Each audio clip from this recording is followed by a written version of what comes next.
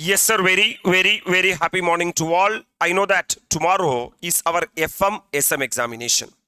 I believe that your preparations are going very good. In that, one of the so much of formula chapter is the ratio analysis.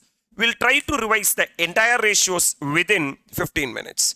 So the chapter ratio analysis classified into 5 categories. Number 1, liquidity ratio. Number 2, leverage ratio. Number 3, profitability ratio. Number 4, overall profitability ratio. And number 5 is TAP ratio. So there are two leverage ratios are there, capital structure ratio and the coverage ratio. So right, sir, we are entering into the first ratio called as liquidity ratio. What is the current ratio? Current asset divided by current liabilities. That means how much current assets we are having to meet the current liabilities is what the current ratio, right, sir?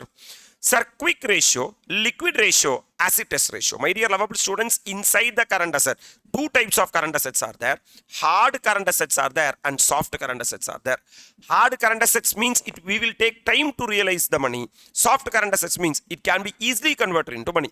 So, out of the current asset, from the current asset, if you reduce inventory and if you reduce prepaid expenses, you will get the quick asset. So, how much quick asset I am having to meet the current liability is what the quick ratio. Even inside the quick asset, hard quick asset will be there and soft quick asset will be there. So I just want to take only the cash item, the most liquid item, cash plus marketable securities divided by current liabilities. That means how much cash I am having, how much marketable securities I am having to meet the current liabilities is what the absolute cash ratio. Basic defense interval, my dear lovable students. Sir, how much quick asset I am having to meet the cash expenses per day. For example, if I am having 20,000 rupees of quick asset and per day I am spending 5,000 rupees, that means 4 days I can happily sleep. That means even if there is no cash inflow into the organization, 4 days my organization will work. Coming to the working capital, man, which is current asset minus current liabilities. The difference between the current asset and the current liabilities is called as working capital. Can we move into the second set of ratios called as capital structure ratio and also the coverage ratio. Capital structure ratio deals with the liability side of the balance sheet. Sir, debt ratio, debt divided by total fund. For example, 30 rupees is the debt. Out of total fund of 100, that means we can say that 30% is the debt ratio. Sir, equity ratio, then balance 70 rupees will be what? Equity out of 100 rupees. That means out of my 100 rupees, 30 rupees is the debt and 70 rupees is the equity. So debt equity ratio is equal to 30 divided by 70. Debt ratio, debt divided by total fund. Equity ratio, equity divided by total fund. Debt equity ratio, debt divided by equity. Capital gearing ratio, man. Sir, my source of finance, some sources are fixed income bearing, like preference share capital, I have to pay the fixed preference dividend, and debt I have to pay the fixed interest. Sir, divided by equity shareholders fund. That means if I am including preference share capital and debt into my capital structure, after paying limited return to the preference shareholders and debenture holders, the equity shareholders can enjoy more. So how much is the gear? How much is the benefit the equity shareholders will be getting because of including the preference share capital and debt in the capital structure? So fixed income bearing securities divided by equity shareholders fund is called as capital gearing ratio. Proprietary ratio, proprietor means owner, man. Proprietary fund divided by total asset. For example, 80 rupees is a proprietary fund and 100 rupees is the total asset, means 80% of the total asset is from the owner's fund. Debt to total asset ratio, anything divided by anything, total debt divided by, sir, total assets. That means, sir, 70 rupees is the total debt and I am having total asset of 100 rupees, means out of 100 rupees, 70 rupees is what debt. Fixed asset to long-term fund ratio, fixed asset divided by long-term fund, which is nothing but my long-term fund is 500 rupees, man, and I am having fixed asset of 1000 rupees, means so 2:1. That means 2 rupees if I am having fixed asset, 1 rupee I am having debt. That debt is a long-term debt. That's it with regard to the capital structure ratios. There are 4 coverage ratios are there. Coverage ratios in the sense means what is my capacity to repay the interest. For example, debt service coverage ratio. My dear lovable students, if you are having, sir, debt in your capital structure, you have to serve the debt. In order to serve the debt, don't take EBIT because earnings before interest and tax will be available for the interest, that is debt holders, government, preference shareholders, and equity shareholders. So don't take EBIT. Take earnings available for debt service divided by interest plus installment divided by 1 minus T. Generally, interest is a post-tax or pre-tax item. Pre-tax item. Installment is a post-tax item. So I'm converting the post-tax item into pre-tax item. That's why divided by 1 minus T. Interest coverage ratio. We all know that from EBIT, we have to pay the interest. We will be getting the earnings before tax. From that, we have to pay the tax. You will be getting the PAT. From the PAT, you have to pay the preference dividend. You will be getting the subsidiary earnings. That means from where you will pay the interest from EBIT. That's why EBIT divided by interest is the interest coverage ratio. From where you will pay the preference dividend, sir, PAT. That's why PAT divided by preference dividend will give the preference dividend coverage ratio. Coming to fixed charges coverage ratio. Fixed charges coverage ratio means we know that sales minus variable cost contribution minus fixed cost is what EBIT. Inside this fixed cost, depreciation will be there. Depreciation is a non-cash item. My dear lovable students, take the EBIT plus depreciation. You will get the cash flow from operating activity divided by, sir, interest. Interest is a pre-tax item. Installment is a post-tax item. Convert the post-tax into pre-tax divided by 1 minus T.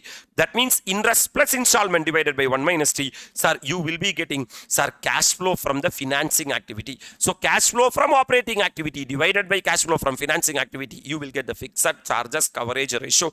That's it with regard to the second area of the quick revision, man. Shall we come to the profitability ratio, man? Profitability ratio, as we all know that GP ratio. GP ratio is equal to GP divided by sales into 100. For example, 30 rupees is the GP and 100 rupees is the sale. I can say that on sale 30% is my GP. Sir, the pair of GP is the cost of goods sold. For example, out of 100 rupees, 30 rupees is the GP, 70 rupees will be the cost of goods sold. My dear lovable students, sir, 70 divided by 100. That means upon sale, 70% is my cost of goods sold. Right, man. Coming to the net profit ratio. Sir, gross profit divided by sales in 100 is the GP ratio. Net profit divided by sales in 100 is the net profit ratio. But sir, always we will be expressing net profit ratio with tax and without tax. If it is before tax, man, sir, net profit before tax divided by sales into 100. Net profit after tax divided by sales into 100. This is like, sir, checking the sugar. That is before food, after food. Net profit only will be having tax consequences. Gross profit will not have the tax consequences. Can I proceed, sir?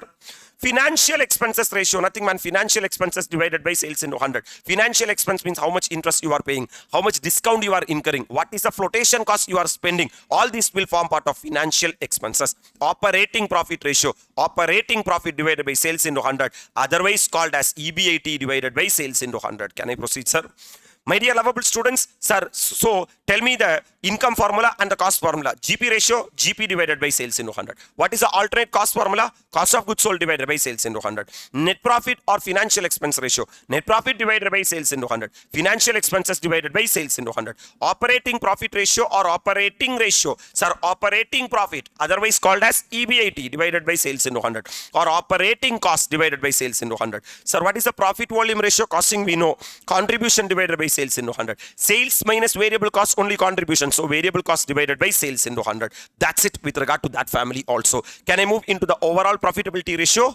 We are having return on investment, return on equity, return on asset. Return on investment, basically return on investment is equal to return divided by investment, my dear lovable students. That return means if it is pre-tax, EBIT. Investment means capital employed, which is equity plus debt. That's it. Sir, if it is post-tax, that is after paying tax, man, which is profit after tax plus interest divided by debt plus equity. That's what, sir, profit after tax. Profit after tax will be the earnings available to the equity shareholders plus interest, my dear lovable students, divided by debt plus equity. The same way, return on equity. Return on equity means return divided by equity. What return will go to the equity shareholders? Earnings before tax. If it is pre-tax, what return will go to the equity shareholders? Profit after tax. If it is post-tax, divided by equity will be the formula. I hope that you are very comfortable. Return on asset is equal to return divided by asset. Again, pre-tax and post-tax. What is a pre-tax? Sir, EBIT. What is a post-tax? PAT divided by average total assets. Instead of taking the closing total asset, take the opening total asset plus closing total asset divided by 2. You will be getting the average total asset. Fantastic to the core. Sir, we know that sales minus variable cost, contribution minus fixed cost, EBIT. From EBIT, we are supposed to pay interest. We will be getting EBT. We will be paying tax. we will be getting the PAT. From the PAT, we have to pay the preference dividend. The balance is called as residual earnings. This residual earnings will go to the equity shareholders. So residual earnings divided by number of equity shares, you will get the EPS. From this EPS, company will be distributing the dividend. So total dividend company has been distributed. Divided by total number of equity shares, you will be getting the dividend per share. That means if 10 rupees is the EPS and 6 rupees is the DPS, I can say that 6 divided by 10 into 100, 60% is the dividend payout ratio, which is nothing but DPS divided by EPS into 100. Right, sir? Sir, dividend yield. Yield means return. Nothing, my dear lovable students. You are going to get a return of dividend. In order to enjoy this return, you have to invest, sir, MPS. That's why DPS divided by MPS, which is nothing but return on investment, is equal to return divided by investment. Return is DPS and investment is what? MPS. Earnings yield, my dear lovable students. Earnings yield means the return is earnings. So return divided by investment. In order to get the return of EPS, you are supposed to invest MPS. That's it with regard to that formulas. Come on, man. Based upon market. Price earning ratio. Price earning ratio is equal to price divided by earnings. What price, man? Market price. Earnings mean what, man? EPS. Sir, book value per share, which is nothing but total net worth. What is net worth, man? Assets minus liabilities is equal to net worth. Divided by number of equity shares, you will get the book value per share. Market value to book value, nothing. Something to something. A to B, A by B. So market value divided by book value is the formula. That's it. We are moving into the last leg of discussion called as TAP ratio. Sir, raw material turnover ratio. Sir, raw material turnover ratio is equal to turnover divided by raw material. Any turnover ratio, turnover divided by that particular item. We will not sell the raw material, we will consume the raw material. That's why raw material consumed divided by average stock of raw material. That's it. My dear lovable students, WIP turnover ratio, what is the formula? Turnover divided by WIP. Sir, I will not sell the WIP, I will not consume the WIP, I will produce the WIP. Where you will produce? In factory. That's why turnover will be substituted by factory cost divided by average stock of WIP. Sir, finished goods turnover ratio, man. Sir, finished goods turnover ratio is equal to turnover divided by finished goods. My dear lovable students, turnover includes profit. Eliminate the profit. That's why cost of goods sold divided by average stock of finished goods. Debtors turnover ratio is equal to turnover divided by debtors. Sir, sales. There are two types of sales. Cash sales are there and credit sales are there. In turnover, don't take the total turnover. Take only the credit sales divided by average accounts receivable. Creditors turnover ratio is equal to turnover divided by creditors. My dear, from creditors, I am going to purchases. What purchases? Credit purchases. So turnover will be substituted by credit purchases divided by average accounts payable. Working capital turnover ratio means turnover divided by working capital, which is nothing but sales divided by net working capital, which is nothing but current asset minus current liability. Fixed asset turnover ratio is equal to turnover divided by fixed asset, turnover divided by net fixed asset. Capital turnover ratio is equal to turnover divided by capital employed, turnover divided by capital employed. That's it with regard to the discussion of the ratio. And this can be further expressed in raw material holding period. You can say that 12 months divided by raw material turnover ratio, because totally 12 months are there. If the raw material turnover ratio is 4 times, you got 12 divided by 4 comes to 3 months. That means, sir, every time when you purchase, you will hold the raw material for 3 months. If you want in weeks, 52 divided by raw material turnover ratio. If you want in days, 365 divided by raw material turnover ratio. Sir, if you want to find out the raw material consumed per day, total raw material consumed in a year divided by 365 days or 360 days given in the question. The same can be represented for WIP. WIP holding period. Sir, if you want to express in months, 12 months divided by WIP turnover ratio. In weeks, 52 weeks divided by WIP turnover ratio. In days, 365 divided by WIP turnover ratio. And if you want to, sir, WIP consumed per day, factory cost divided by number of working days in a year. Pakka.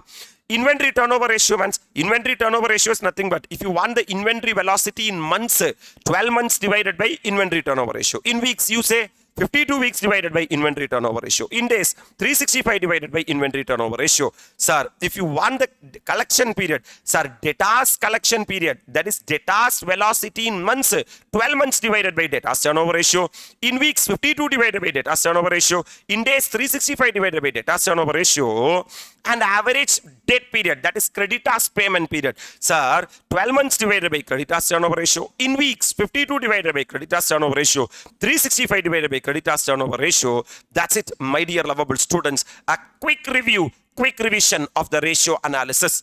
I just want to recap, or sir, just to give you some insights into that. Those who have studied the ratio analysis, this 15 minutes recap, I believe that will be very, very useful for you. If yes, just inform by way of comments, man. In the September Matunda, we'll meet at the appropriate time as CA final student. Thank you. Bye-bye from A&M.